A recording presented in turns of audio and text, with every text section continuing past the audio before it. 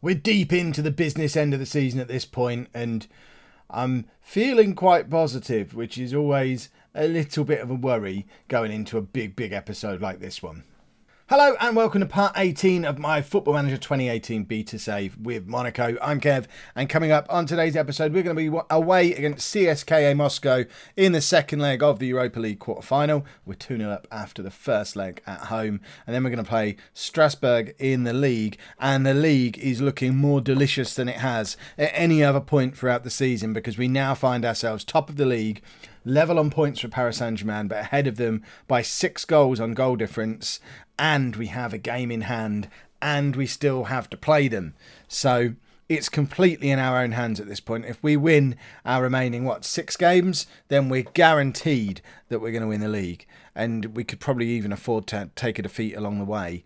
Although I'm still not entirely sure whether it works on goal difference or head-to-head. So I don't want that defeat to come against Paris Saint-Germain, which will be on the second episode that comes out at 9 o'clock this evening.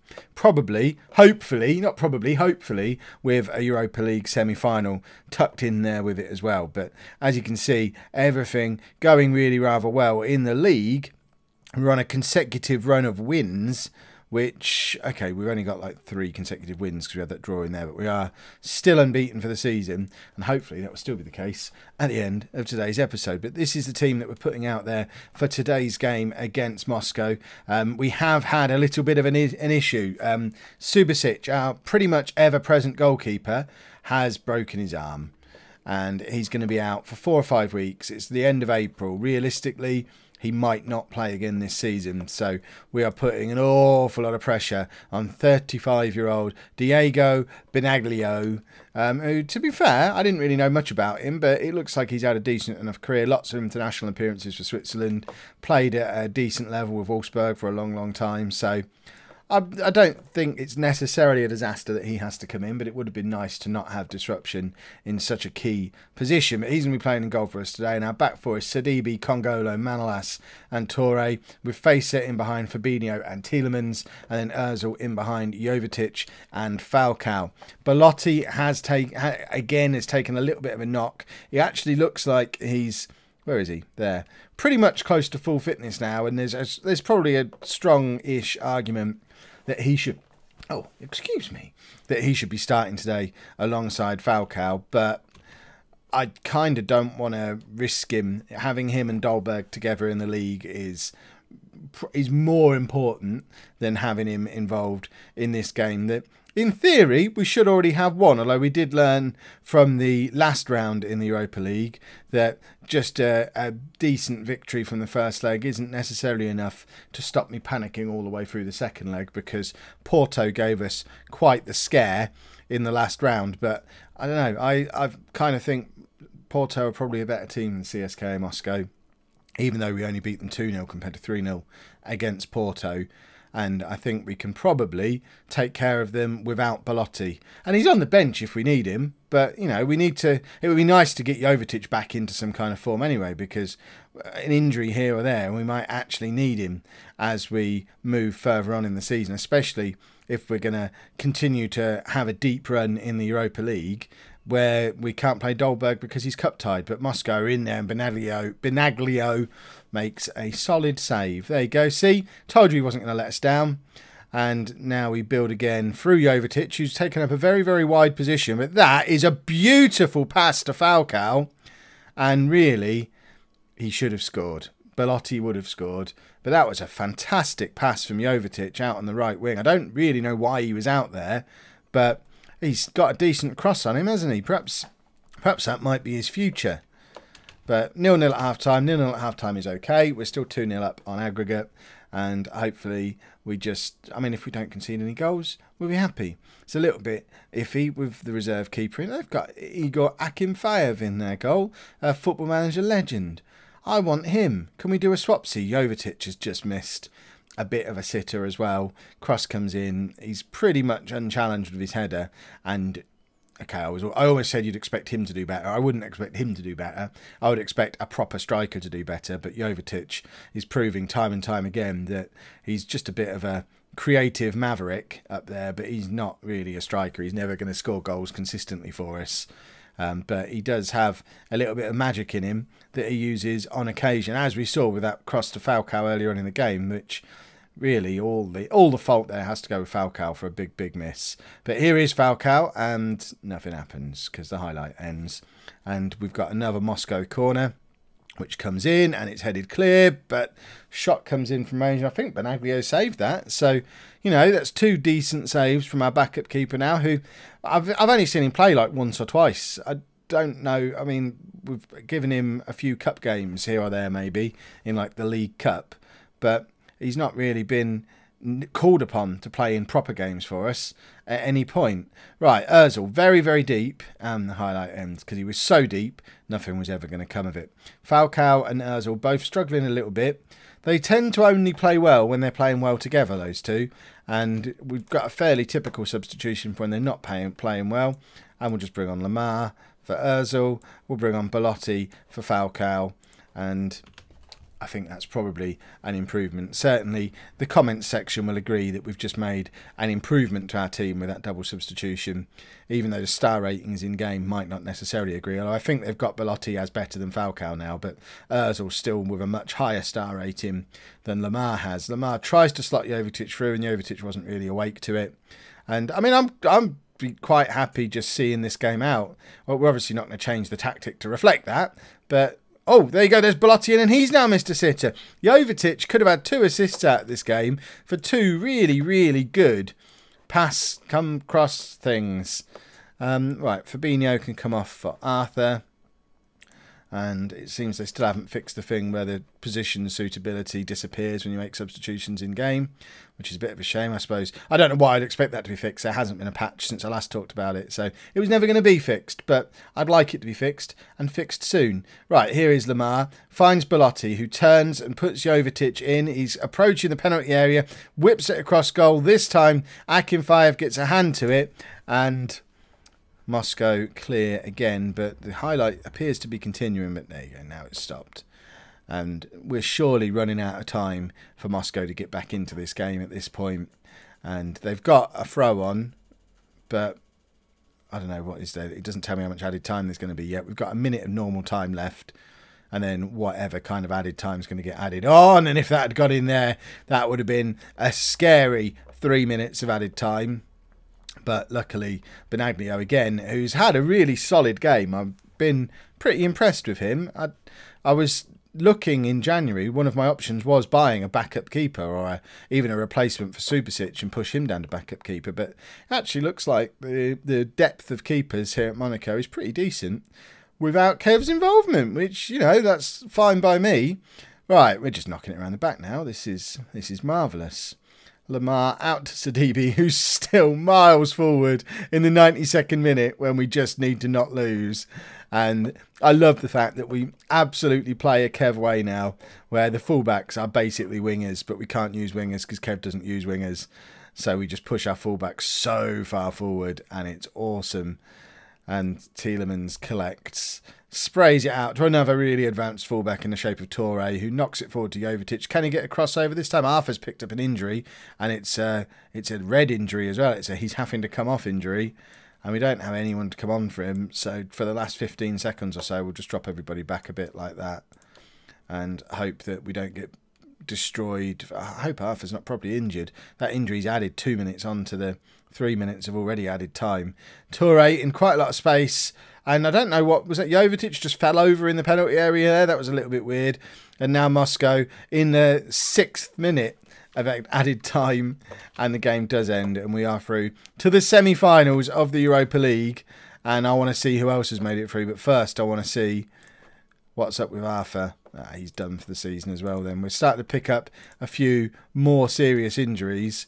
Can we see the quarterfinal? Who else qualified? So it is, as predicted in the last video, Barcelona, Chelsea, Monaco and Bilbao are the teams who make it through to the semi-final. And all of a sudden, this competition that looked winnable has all of a sudden got that little bit harder.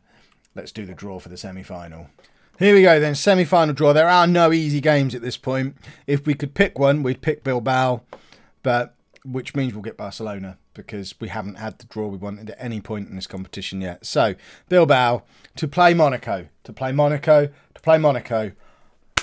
Hey, that's the tie we wanted. So, if we can get past Bilbao, one of Chelsea or Barcelona is going to be out of the way before we get there. And I don't know, I think a one-off game against Barcelona, we've got a chance. So, either Chelsea need to do a job for us, or we just have to hope we have a good day against Barcelona if we both get there.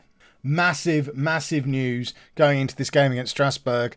Paris Saint-Germain played Saint-Etienne yesterday and lost. We're now still top of the league with 2 games in hand over them, a better goal difference, and we play them next weekend, which obviously you'll see, as well as the first leg of the Athletic Bilbao game. That will be in the second episode that comes out today. But that is massive. If we can pick up a good result here against Strasbourg, then we have an incredible opportunity to go and win the league. Let's not mess it up. A few changes, mainly changes that are made through injury or because we can now pick players again because they're not cup tied. So Gaia comes back in at left back, moving Sadibi back over to right back. I forget who was in the midfield before. Moutinho comes in. I think he's the change, coming in for Tielemans, just for a bit of rotation. Tielemans is a little bit tired. Arthur maybe would have got that nod, but is now injured and pretty much done for the season. And then Dolberg and Belotti both coming back up front, with Falcao and Jovetic dropping down to the bench. Should we play Lamar as well? Where is Lamar? Where is Thomas Lamar? Why can't I see him? Is he on the bench? Oh, he's on the bench as our substitute goalkeeper. That's why I can't see him.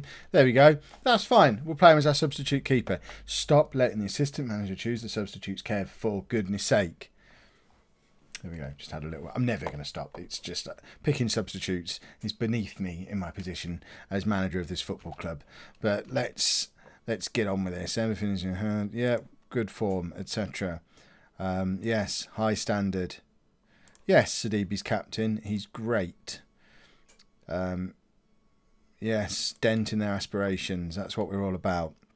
So, a win today puts us 3 points clear with a game in hand and a better goal difference. And I think I need a pen and paper to run the maths, because I think we have another game in between this and next weekend when we play Paris Saint-Germain. I don't know if that's our game in hand or if they're playing too. But potentially, we could be going to Paris Saint-Germain next weekend knowing that a win could win us the league at Paris Saint-Germain. And then hopefully set up a Europa League final against Barcelona. I mean, they'll be 2 nice ways to end this series. Winning the league in Paris and winning the Europa League against Barcelona. We can all pretend it's Champions League final if we're playing against Barcelona. It'll feel like one. Right, Gaia misses out. He charged forward a long way there and missed out. Obviously, all this planning for open top bus celebrations and stuff is all a little bit premature if we're then going to go and lose against Strasbourg, who, although they were quite strong, was it last season or early on this season, they were pushing up in the top 4. This year, they're right back down where you would expect them to be, trying to avoid relegation. And if we take our eyes off the ball too much, like I already am, with planning all the fairy tale endings to this series, then they can capitalise, take our unbeaten run away from us, and send us to Paris off the back of a defeat against a team we shouldn't have lost to, questioning everything, and in an ideal opportunity to bottle massively. Right, Moutinho to Ozil. Back out to Sadibi. Can he get the cross in? It doesn't beat the first man, but Fabinho picks it up again. Back out to Sadibi again for another chance at the cross, but instead it comes back to Facer. And Moutinho, Fabinho plays it through to Belotti brilliantly, and Belotti's fouled, and Fabinho should step up and take this penalty. And not even a card there. Belotti was through on goal. It was a lovely little through ball from Fabinho, who now has the opportunity to... I mean, he's scored a lot of penalties this year. Please don't curse it, Kev. He scores another one. How many goals is that for the season? Does it even say? 9th goal of the season. And I would say the vast majority of them have been penalties. We do have a lot of movement in the opposition penalty area. We get fouled a lot. Belotti's... I don't want to say he can take a dive, but Belotti often gets fouled in the penalty area. I don't know if there's a stat to show how many penalties he's won over the season, but it would be quite interesting to have a little look at that. Right, Congolo lumps it forward. That's not really how we want to be playing football. And because our fullbacks are so pushed on when we do it as well, when the ball comes back, it's actually quite difficult for us to defend. But Belotti, now running at the opposition defence, is fouled again, as is Fabinho, but he keeps hold of it. Sidibe crosses. Belotti's got up and got on the end of it, and it's 2-1 with 13 minutes on the clock. And Belotti, he was a good signing. I mean, I'm willing to announce that at this point. There were a few people who suggested him back in the first season, and in the end, I basically ignored everybody and we signed Berger and Facer because I felt at the time Falcao and Jovetic probably were enough for what we needed up front. But I think if we had to name the player who's been the difference maker this year, Andrea Belotti, I mean, he's a proper Kev style striker. Runs for days, nice and quick, good finisher, scores loads of goals. Why is it still telling me Fabinho is going to take a penalty? There you go. And he even clears corners there. Belotti all the way back there, clearing the corner. Didn't clear it very far, but then I don't really know why he was back there. He's an advanced forward on attack. I know set pieces were a little bit broken during the beta, and I haven't corrected that at all, but normally an advanced forward on attack wouldn't go back for corners, especially when I think Ozil was forward still. I guess Belotti's probably a better option for defending a corner than Ozil if we're going to leave them both, if we're not going to leave them both forward, but I would be inclined to leave them both forward, so I might have a little tweak of the set piece instructions. That being said, we're on a long unbeaten run and we're deep in a European competition. Now's not the time to start fiddling with anything. We just have to keep doing what we're doing and hope it doesn't all fall apart at this stage.